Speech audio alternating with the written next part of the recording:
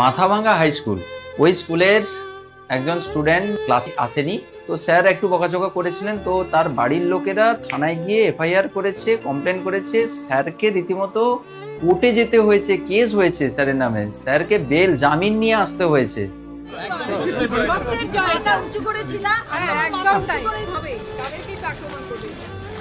খুবই লজ্জাজনক একটা ব্যাপার এবং সমাজের কাছে এটা একটা লজ্জাজনক ঘটনা।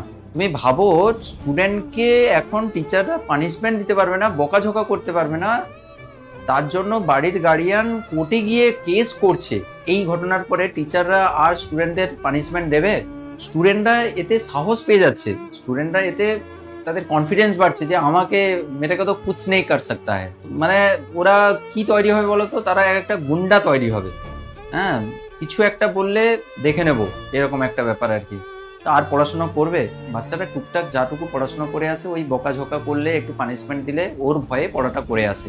এই ইনস্টেন্সটা, এই যে ঘটনাটা ঘটেছে, শুধু এই ঘটনার পরিপ্রেক্ষিতে বলছি না, এটা সমাজের কাছে একটা আয়নার মতো যে দেখো সমাজটা কত অধঃপতনে যাচ্ছে।